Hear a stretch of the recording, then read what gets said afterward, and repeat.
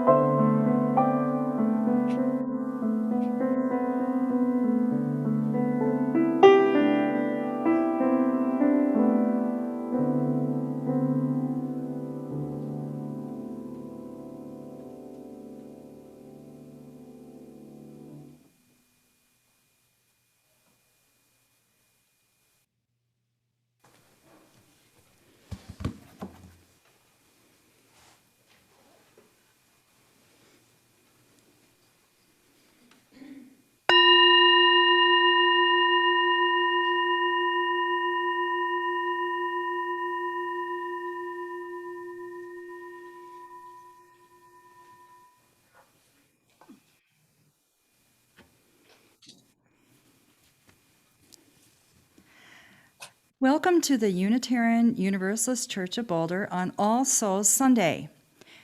Hello, my name is Laurel Seppala-Etra, and I'm very pleased to be your worship leader for today's service.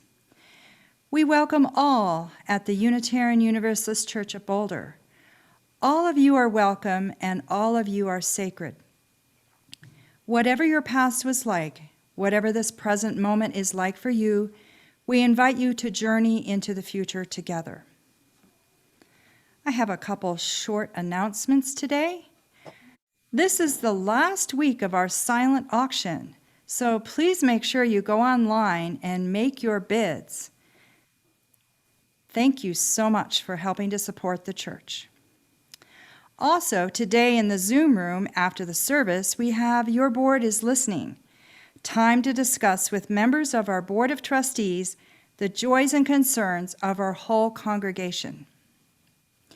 I'd like to invite our music director, Deborah Barioli, for a special announcement.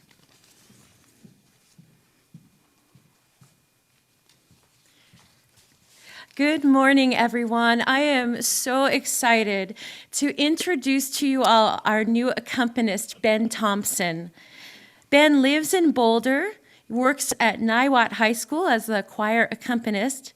He graduated CU Boulder in jazz performance and sings with the Cantabile Chorale.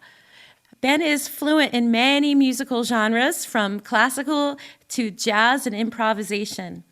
And he will bring our beautiful, historic Steinway piano to life with his tremendous skill and passion. With special thanks to our hiring team, Reverend David, Kathy Edwards, Sharon Ballou, and Steve Todd. Please join us in welcoming Ben. Thank you. Yay.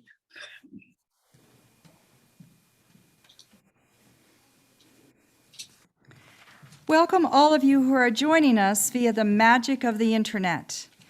The chat box will be open if you need to get a message to us. If you are a new online visitor, please email our office administrator, Amy Zen, and let us know how you found us. You will find her email listed in the Zoom chat. Our church website also has a great deal of information about UUCB, our programs, and our activities. Please ensure that your microphones remain muted as you join with the others gathered for worship.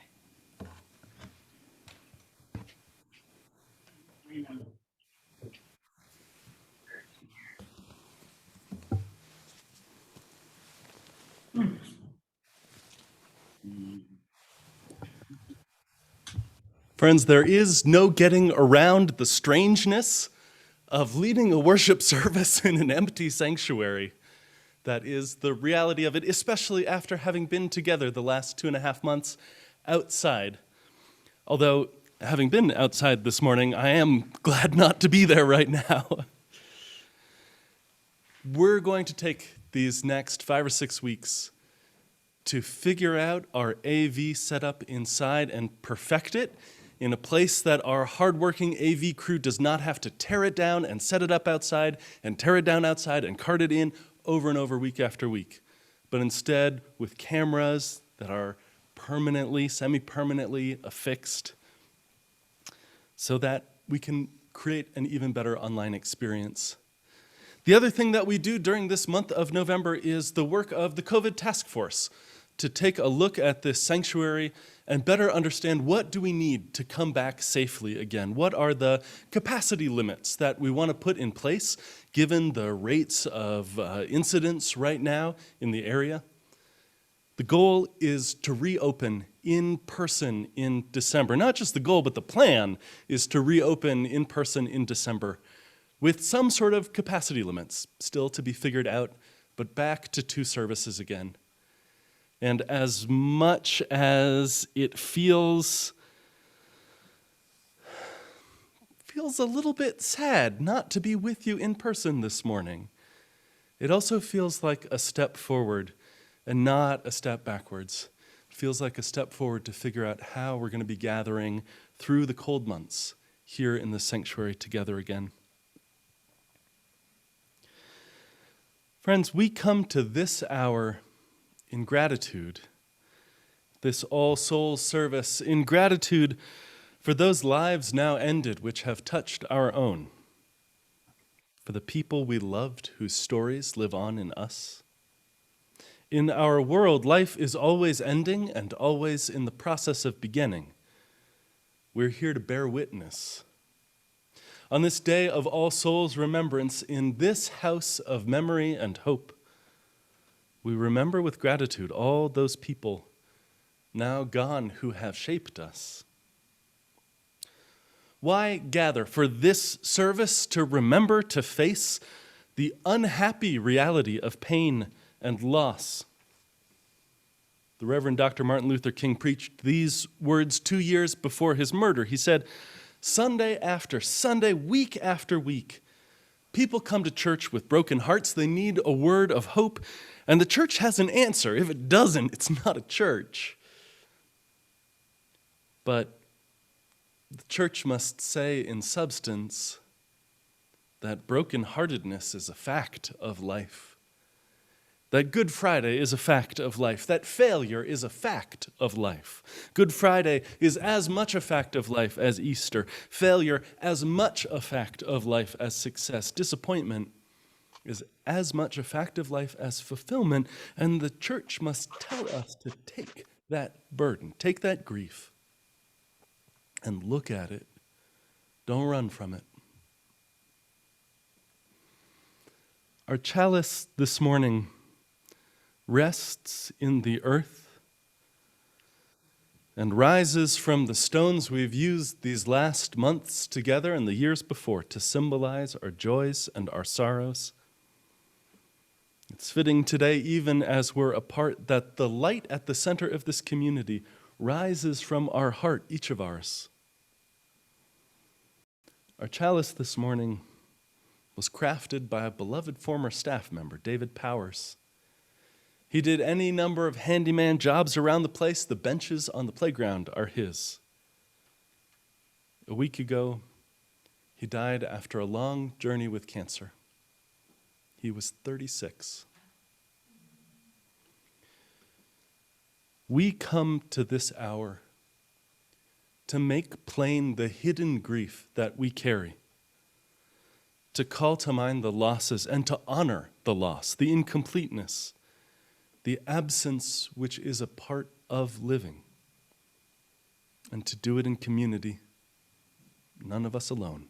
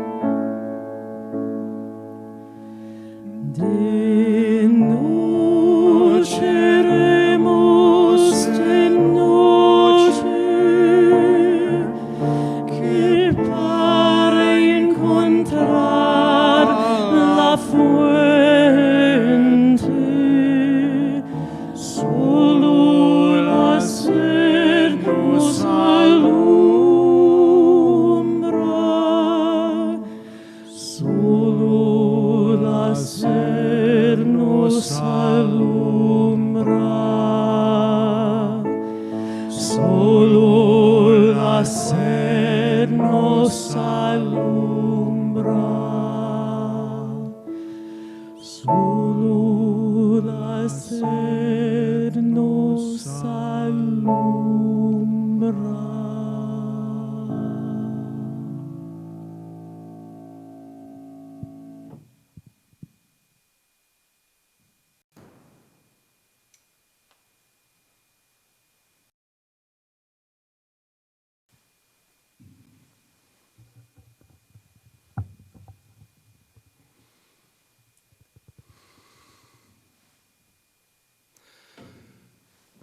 Our story this morning is called The Fall of Freddie the Leaf by Buscaglia.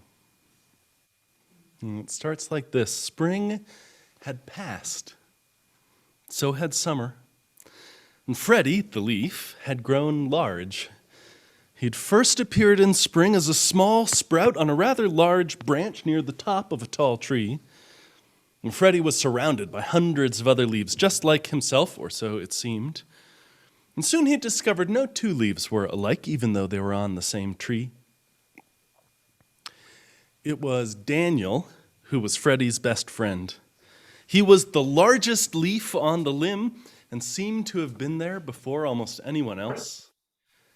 And it appeared to Freddie that Daniel was the wisest among them. Daniel told them most everything they knew. Freddie loved being a leaf. He loved his branch, his light leafy friends, his place high in the sky and the wind that jostled him around, the sun rays that warmed him, the moon that covered him in soft white shadow. Summer had been especially nice. There were many people in the park that summer. Daniel told Freddie that giving the people shade was part of his purpose. Freddie said, "What's a purpose?" Daniel said, "Well, it's reason for being. No, as a leaf, to make things more pleasant for others is a reason for being. To make shade for the old folks who come to escape the heat of their homes is a reason for being. To provide a cool place for children to come and play. Those are all reasons."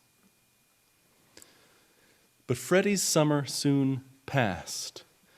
It vanished on an October night, very much like last night. He'd never felt it so cold. All the leaves were coated in a thin layer of white, which quickly melted and left them dew-drenched and sparkling in the morning sun.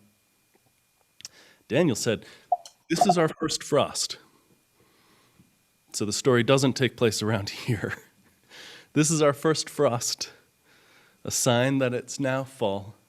Winter will come soon.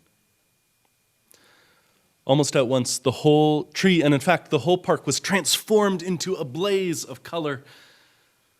How beautiful they all looked. Freddie and his friends had made their tree a rainbow. And Freddie said, "Why did we turn different colors when we are all on the same tree?" And Daniel said, "Each of us is different. Each of us. We've had different experiences. We've faced the sun differently. We've cast shade differently. Why shouldn't we be different colors?" One day, a very strange thing happened. The same breezes that in the past had made them dance began to push and pull at their stems, almost as if they were angry. And this caused some of the leaves to be torn from their branches and swept up in the wind, tossed about and dropped softly to the ground. And all the leaves became frightened. Freddie said, "What is happening?" And Daniel said, "Well, this is what happens in fall. It's time for the leaves to change their home. Some people call it dying." Freddie said, "Will we all die?" Daniel said, "Yeah, everything dies. No matter how big or small, how strong or weak. We first do our job. We experience the sun and the moon, the wind and the rain. We learn to dance and to laugh, and then we die." Freddie said, "I won't die. Will you, Daniel?" And Daniel said, "Yes, when it's my time." Freddie said, "When is that?" And Daniel said, "No one knows for sure." And Freddie noticed that the other leaves continued to fall. He saw that some of the leaves lashed back at the wind before they fell, and others simply let go and dropped quietly, and soon the tree was almost bare. Freddie said, "I'm afraid to die. I don't know what's down there." And Daniel said, "We all fear what we don't know, Freddie. It's natural. You weren't afraid when summer became fall, and that was a natural change. Why then be afraid of this season of death?" And Freddie said, "Does the tree die too?" And Daniel said, "Someday. But there's something stronger than the tree. It's life. That lasts forever. We're all part of that life." Freddie said, "Where will we go when we die?" Daniel said, "No one knows for sure. It's a great mystery." Freddie said, "Will we return in spring?" And Daniel said, "We may not. We may not, but life will." Freddie said, "Then what is the reason for any of this? Why are we here at all if all we have to do is fall and die?" And Daniel said, "It's been about the sun and the moon. It's been about the happy times together. It's been about the shade and the old people and the children. It's been about colors in fall. It's been about seasons. Is that enough?" That afternoon, in the golden light of dusk, Daniel let go and fell effortlessly and seemed to smile. "Goodbye for now, Freddie." And then Freddie was all alone, the only leaf on the branch. The first snow fell that morning. Freddie found himself losing his color, becoming brittle. It was constantly cold, and the snow weighed on him. At dawn, the wind came that took Freddie from his branch. It didn't hurt at all. He felt himself float quietly, gently downward. And as he fell, he saw the whole tree for the first time. He saw how strong it was. He was sure it would live a long time. And he knew that he had been a part of its life.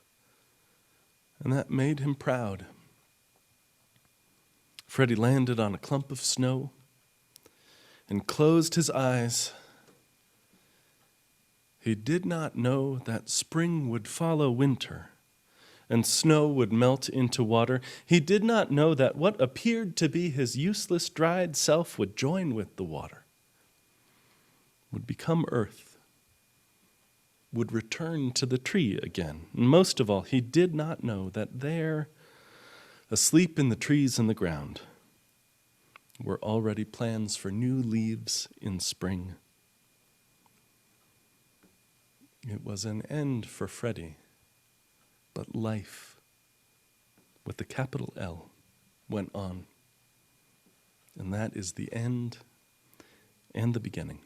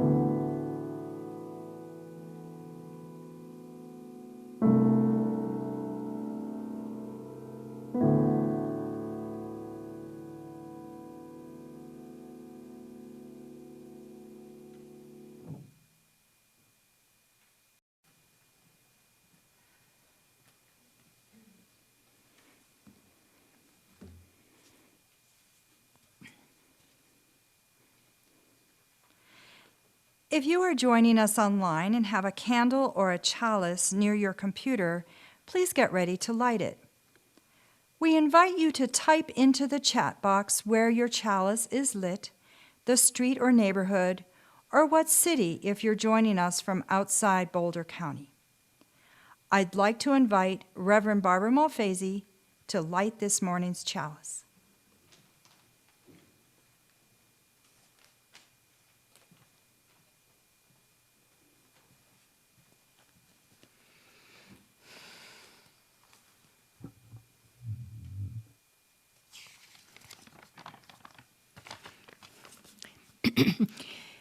The Jungians say that life begins at 40, and during that eventful time, we find our true pathway. My first husband was a bit like Robin Williams, naturally funny and fun to be with. He had bipolar disorder, and he was always in therapy. It was the 1970s and 80s, and he did a lot of drugs, both prescription and street drugs.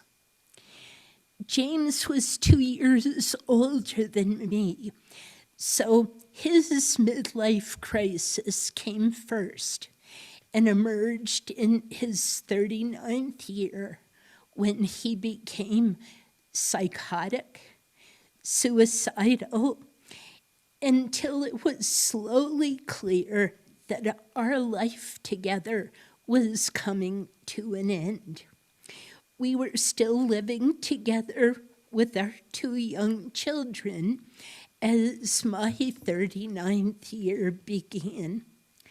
I worked for the Laurel affiliate in Boston, and we became the core of the 1984 campaign staff, which defeated an anti-abortion amendment to the Massachusetts state constitution.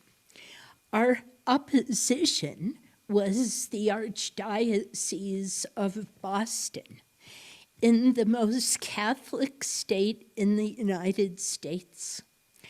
Cardinal law so intimidated the press that even the Boston Globe would not publish anything about this ballot measure until 2 weeks before the election.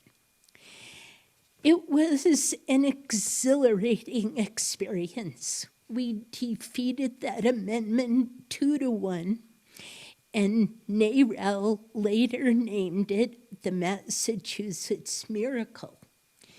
Then I became an abortion counselor at the Crittenton Hastings House, and there I had my calling experience to ministry. James descended deeper into mental illness, just as I finally found my footing. His dream was to become a blackjack dealer in Las Vegas. I enrolled at Andover Newton in the fall of 1988 and took a course entitled The 2 Pillars of Western Civilization, Reason and Obedience. Then, as my own life disintegrated, I took a week-long intensive during the semester break. Recovery from loss and bereavement. The professor told us that his main qualifications for teaching this course were surviving the death of his first wife to cancer and the loss of his second wife to divorce, explaining that she had always been ambivalent about their marriage. And he gave us an image I have always remembered. Our most painful losses, he told us, are like that grain of sand that becomes lodged inside an oyster's shell, so acutely sharp and painful, unbearable at first. But slowly, the oyster secretes a liquid that covers the grain of sand, one layer at a time, until eventually it becomes a pearl. So too it is with us, he said. Each time we think of our loved one and mourn their absence, we ever so slowly cover that unbearable pain with a layer of our grief. And so, in time, our deepest grief becomes a pearl. Maybe the most precious treasure of our life experience.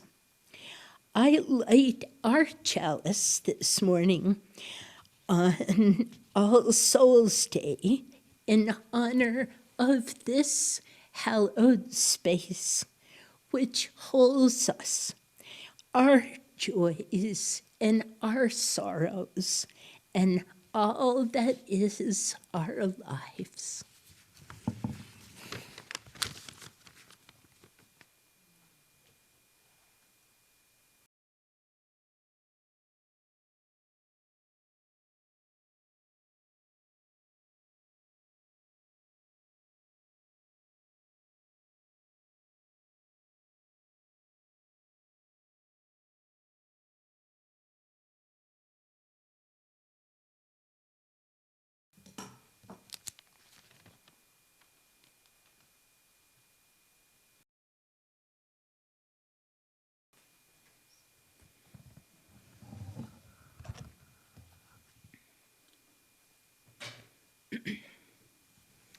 We now invite those, all gathered in your various locations, to join together in fellowship and community as we all say aloud together our congregation's covenant.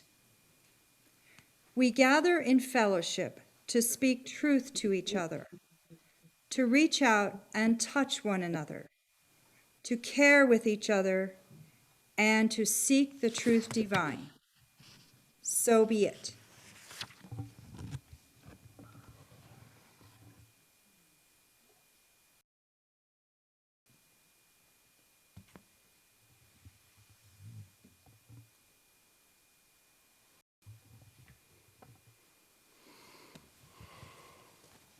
Friends, will you take a breath with me?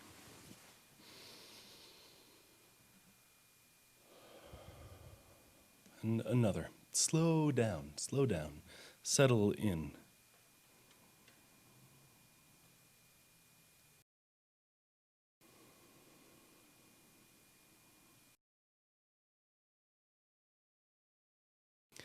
I know what that sound is like when we're all gathered together and in each of our separate houses this morning.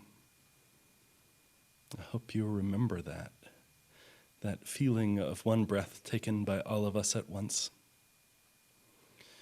Will you join me in a spirit of prayer and meditation, a time of openness, of listening, of stillness,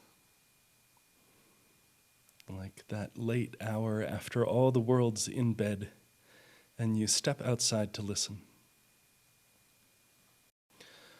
On this day of All Souls' remembrance, we call to mind all those people now gone who have lit the flame within us and whose memory still feeds the fire of our lives. They were grandparents and relatives we only knew as children. And they were the dear friends we had always known. And the dear friends discovered only in the last years of their lives. They were our teachers in the classroom who seemed impossibly old when we were young. They were our mentors, the wise ones who gave us good counsel. They were the people we could confess our hopes and fears to and would listen and listen, the friends we could cry with even when we didn't want to let the tears out. They were the people we chose to spend our lives with and make a life with.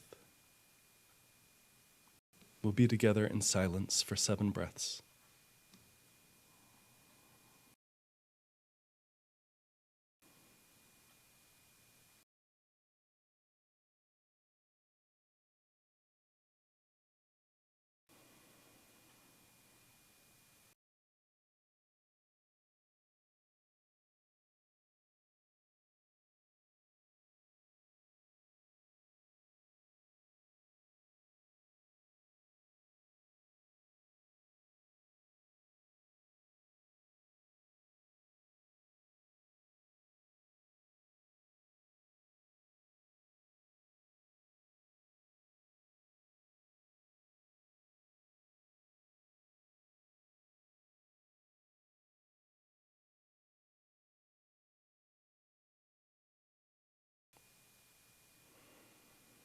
Amen.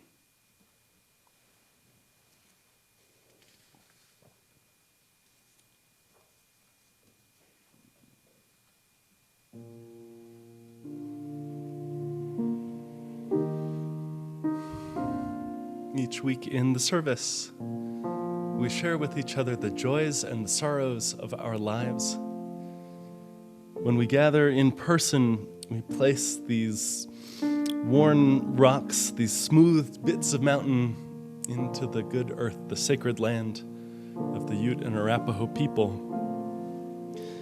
Even though we're separate right now, nonetheless, we invest our lives with each other. We choose not to go it alone. So I invite you to call to mind the joys that you carry with you this morning. And as you feel moved, to share them in the chat, remembering that it's public. I invite you to call to mind all the sorrows, the weariness and the worry that you have in you today. And as you feel moved, to share it into the chat. That none of us have to carry too much on our own. That none of us have to carry it alone, the good and the bad. Joy and sorrow woven fine. Please.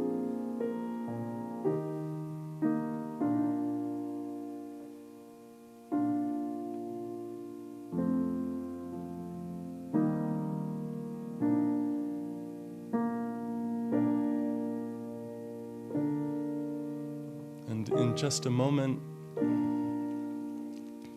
as Deborah and Ben respond in song, I'll invite you to continue and share all those blessings and concerns. For all those and for the ones that remain silently on our heart, we hold this compassionate space in love and bless each other.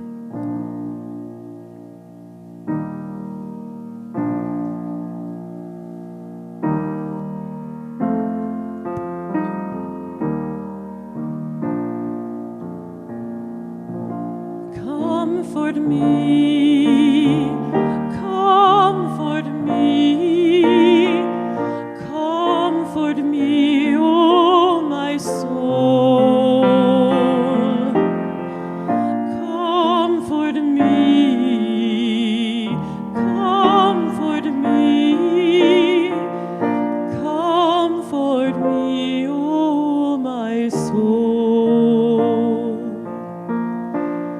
Sing with me, sing with me, sing with me, oh my soul.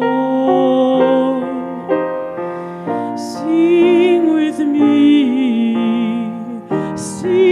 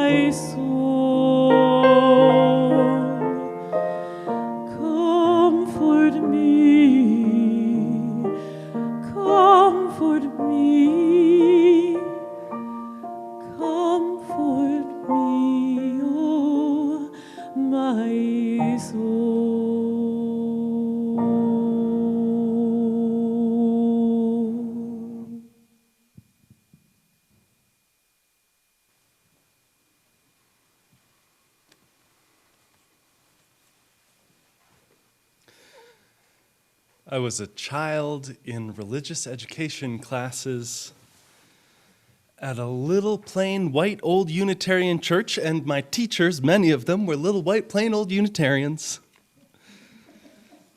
The person who left the longest mark on my life, the one whose memory still bends the trajectory of my living, was a woman named Barbara Marshman. She was very old when I was small, or seemed that way, and wore her hair gray, neatly curled under, just so. She had been a minister. She wrote some of the curriculum we may still use for family ministry in this congregation. And then she retired, and she kept on teaching religious education classes in her very last few years. And when anyone asked her, "Why are you still teaching religious education?" she would say this. She would say, "I am investing in my immortality." She would say, "The love and the care I'm trying to give these kids, the way their eyes open wide to wonder and shine bright with tears of love, that will go on. And these kids will grow up and pass it forward in turn." She would say, "Generation to generation, the things I most cared about will endure." And loving them, teaching them, being present, walking with those kids, she would say, "I am investing in my immortality." Everything dies. Daniel, the leaf, tells Freddie, the leaf. No matter how big or small, how weak or strong, we first do our job. We experience the sun and the moon, the wind and the rain. We learn to dance and to laugh. And then the leaf falls. And bit by bit, that person leaves us, the living, crossing out of our lives, gone, and we grieve. We left here to live their immortality for them. Everyone grieves differently, and at different times. Grief can come in waves. Sometimes grief is a sadness so present and full that there's no space for anything else, that functioning is difficult. Sometimes that same grief is numbness. It's isolation. It's numbness that makes us question the depths of our feeling, our loyalty, our affection, as if there's some other way we're supposed to be feeling sorrow. But all of this is natural parts of the grieving process. We grieve alone, and we need to return to our communities of friends and family like villagers, return to the well to quench their thirst. We seek each other out as a source of nourishment and strength in a dry and a difficult season. So we gather to remember all those who have passed on this day, all souls, not just the good and the blameless, not just the visible saints, but everyone who has passed into our life and out of it again, with whatever complexity and difficulty and struggle they carry, because we all carry it. Freddie falls and returns to the good earth that feeds the tree. And he doesn't get to see it, but the big life of this world keeps going, and his little part in it keeps echoing down through years. So it is with us. The people we loved and have known who passed, they don't get to see this and hold our hands maybe sitting beside us now. We don't hear their voices in song, but they are living in us and through us, returned to life and hidden among all that is. The poet May Sarton writes this, called All Souls. Did someone say that there would be an end? An end? Oh, an end to love and mourning. Such voices speak when sleep and waking blend, the cold, bleak voices of the early morning, when all the birds are dumb in dark November. Remember and forget, forget, remember. After the false night, warm, true voices wake, voices of the dead that touches the cold living through the pale sunlight once more gravely speak. Tell me again, while the last leaves are falling, dear child, what has been once so interwoven cannot be raveled, nor the gift ungiven. Now the dead move through all of us still glowing. Mother and child, lover and lover mated, are wound and bound together and flowing. What has been plaited cannot be unplaited. Only the strands grow richer with each loss, and memory makes kings and queens of us.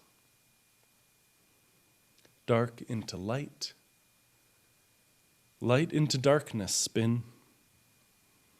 When all the birds have flown to some real haven, we who find shelter in the warmth within listen and feel new cherished, new forgiven, as the lost human voices speak through us and blend our complex love, our mourning without end.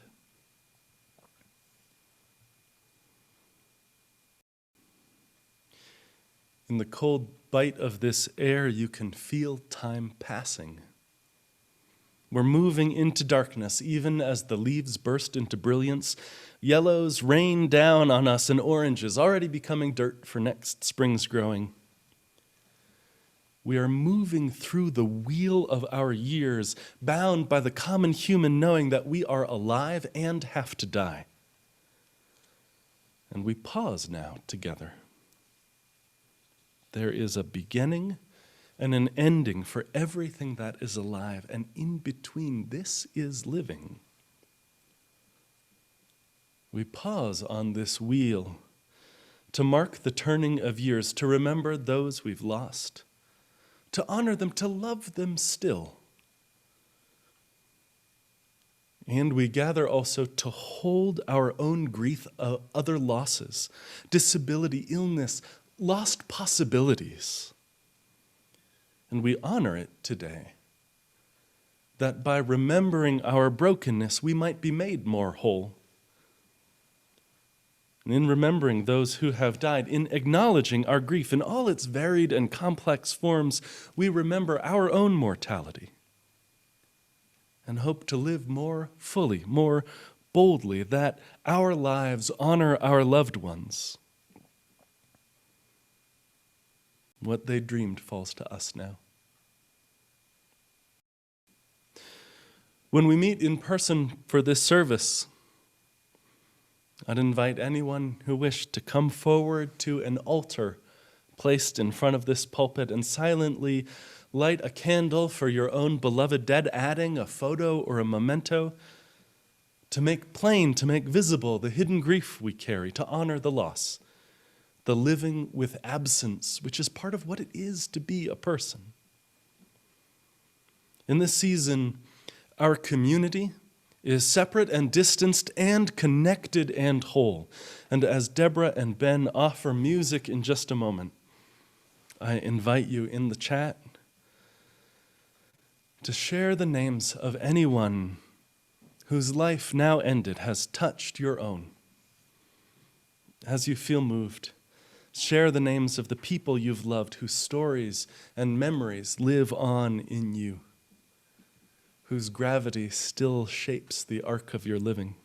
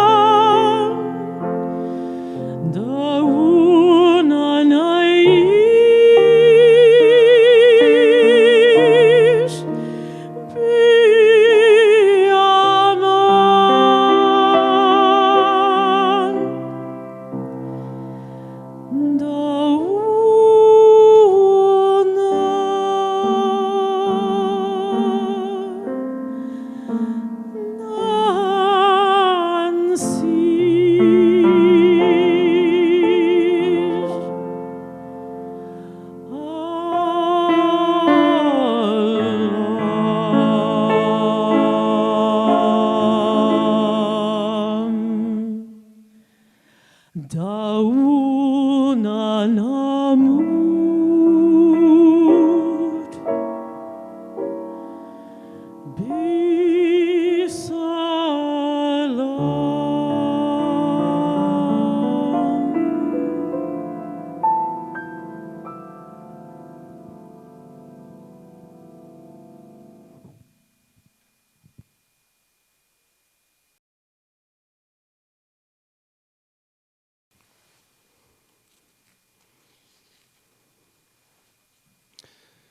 Poet Sarah Freelig writes this called Wondrous.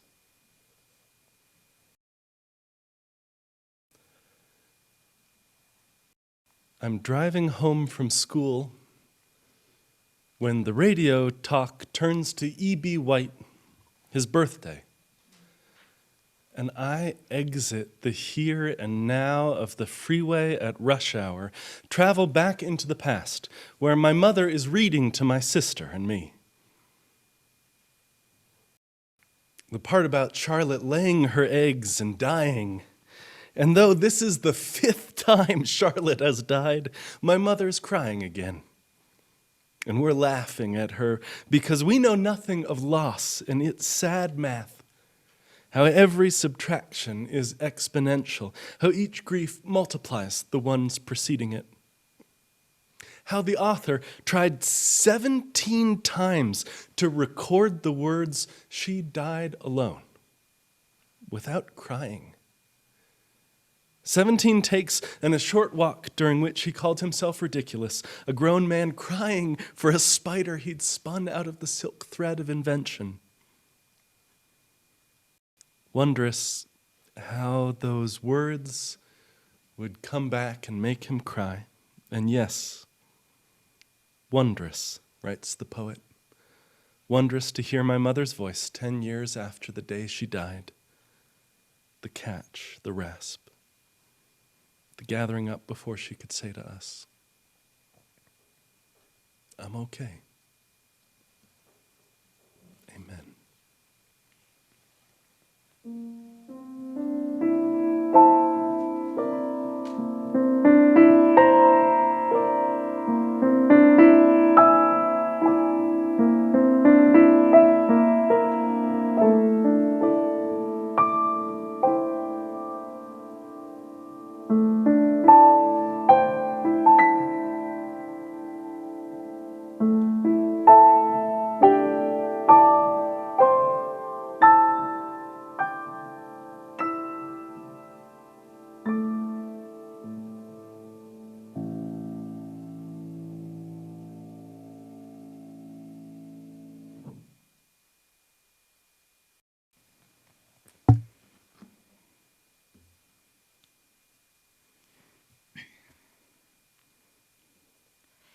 This month, our offering goes to Intercambio.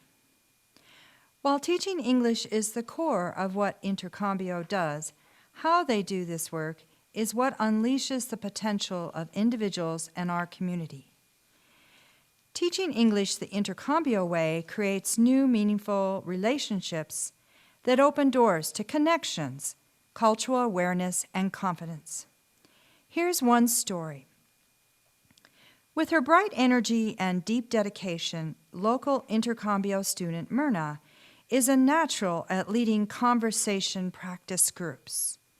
"I want to inspire people to give to themselves and never give up," she shares with a smile. Myrna and Intercambio staff take turns running twice weekly online conversation practice sessions for local students. The online sessions are so popular they will stick around even when in-person classes restart. Saying yes to the role was a no-brainer for Myrna, a mentor at heart who wants to keep volunteering after she finishes the student program. Myrna worked with Intercambio staff to brainstorm session plans and learn how to successfully host the groups on Zoom. "Come Fridays, I'm the teacher," she laughs. Student feedback is a big part of how Myrna plans conversation topics, which range from books and TV shows to the solar system. "I want everyone to feel welcome and have fun," she says. On top of the extra responsibility, Myrna earned a scholarship for never missing class. I know that Intercambio believes in me, so I want to give back, she says. I am so thankful. At Intercambio, our English learners and teachers create change while achieving personal goals. The ripple effect of this change impacts generations.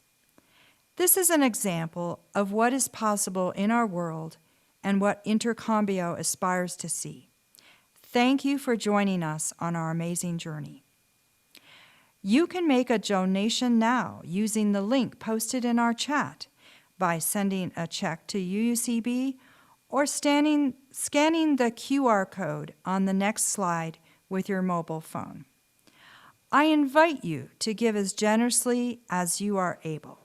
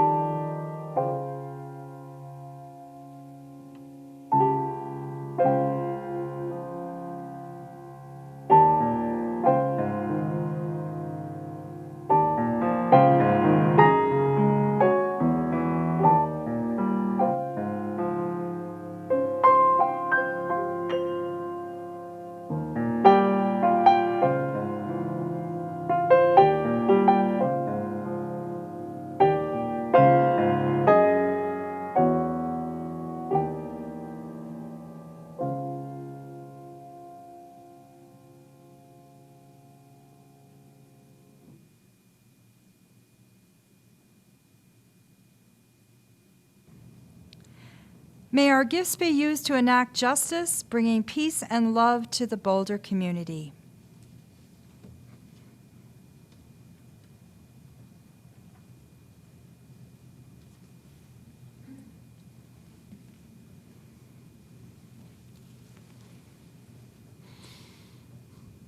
Reverend Barba lit our chalice, reminding of how loss and falling apart happens at the same time as new beginnings and coming together. Part of what we do as we gather is to remember the complexity, the fullness of life. And so it is fitting, and I am grateful, even on a day where we pause to look so deeply inside ourselves and each other, that we turn our eyes also out to the world around us and that partnership with Intercambio. In this hour, we have laid bare hidden griefs we carry. We have honored the loss the incompleteness, the absence which is a part of living.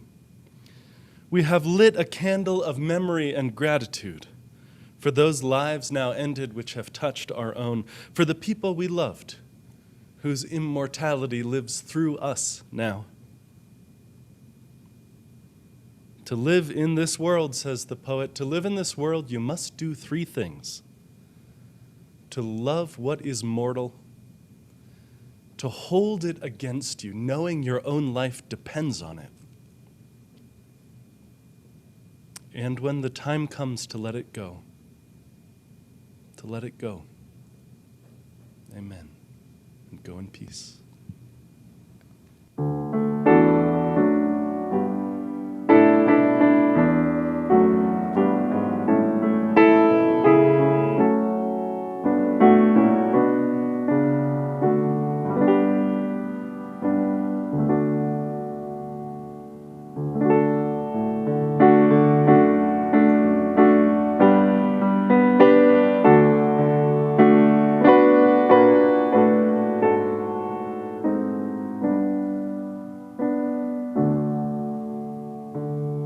Go your way in peace, wander as you may. Blessed is the path you take, may love guide you on your way. Go your way in peace, wander as you may. Blessed is the path you take, may love guide you on your way.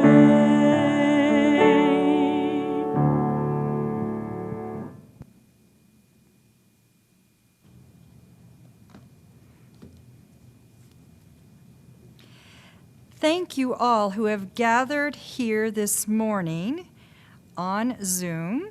We invite you to stay with us in our Zoom rooms for a time of online fellowship and discussion.